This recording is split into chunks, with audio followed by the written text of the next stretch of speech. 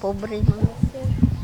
Wala mapugni ang emosyon sa 72 anyos nga si Carlita Menyoza dihang iyang gipadayag nga dili na siya makasustento sa kolehiyo sa iyang apo nga giisip na niyang anak nga si John Lloyd Menyoza. Ako lang ni ikasulti.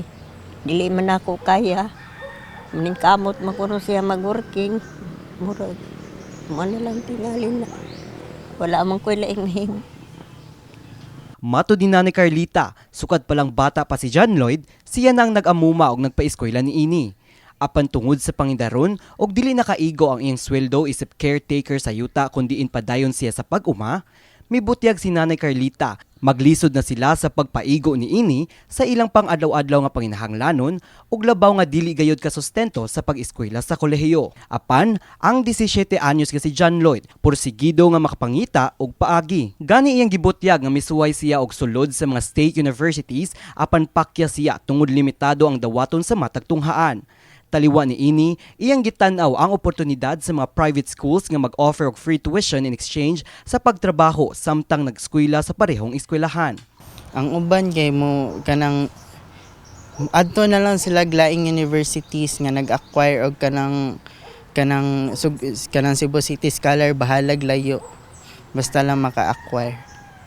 Apan, usa naabot sa maong desisyon si John Lloyd. May padiyag siya nga una-unta niyang paglaom ang posibilidad nga ma-accredit pagbalik sa Cebu City Scholarships ang Asian College of Technology International Educational Foundation kun ACTIEF Pitos Campus nga walking distance lamang sa iyang puloy-anan og diin asa sab siya mag-graduate sa senior high school. Kung anong ta Cebu City Scholarship sa ACT is kanang dako siya nga help para sa mga students nga gikan sa mountain barangays kay para unta nga dili na kay hassle nga kuan ba sig commute og layo-ayo nya kay mao ra say kalang option sa mga tawo nga gamay rag karang income.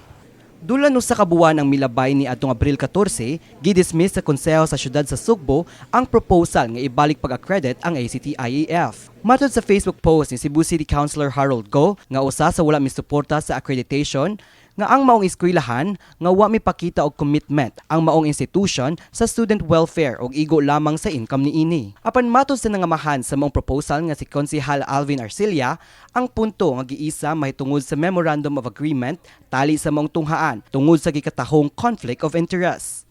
Ang nanag-iya sa ACT maong kaniadtong konsehal nga si Bebot Abellanosa.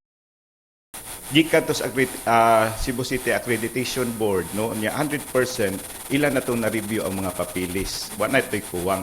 Now, pagsud ato sa City Council, ang ilang istorya ato to ang na ako na conflict of interest. Kay si former Congressman Bebot Abellanosa na ay kaso sa ombudsman, no? Pero nangayo sila og desisyon kung na-dismiss na ba nga kaso. So, si ACT, nag-provide sila og kopya nga na-dismiss sa Sandigang Bayan niya ni concur pod ang Supreme Court. So in short, wala na to ang conflict of interest. Now, Taliwa sa managlahing opinion sa konseho, matod sa estudyante nga si Rohana May Montero, ang mga estudyante ang napiit. Dugang ni Rohana, mapugos siya sa paglugsong gikan pitos aron makapadayon sa kolehiyo sa accredited sa Cebu City Scholarship. About financial kay grabe gid siya kay single parent ra man like ako mama kay share gid sa nagbuhi namo ba so that's why nga amo gid nagipaningkamutan ang Cebu City Scholar. O nya murag nganong murag kanang daghan pagid kayo kanang question ba if about lang gali sa education nga nung dili lang i-approve dil so kay need ra ba na sa mga estudyante so kay like kana education is power gid siya. Gibutyag ni Rohana nga pipila sa iyang mga classmates nakadesisyon sa pag-undang sa pag-eskwela aron magtrabaho tungod sa kahubas sa panulanan. Di gid na ako makaya, sir. Kaya ngano, ako caretaker ako anong yuta sa lodo. Niadtong unang semana sa Abril lang nakalampo sa senior high school si John Lloyd. Din mikuha siya sa strand nga Accountancy, Business and Management kun ABM. Plano unta ni John Lloyd nga mokuha og Business Administration sa kolehiyo apan tungod sa kalisod sa kinabuhi. Matud niya, kini usa ka pangandoy lang usa sa pagkakaron. Kini si Mark Hermas, alang sa My TV, Cebu.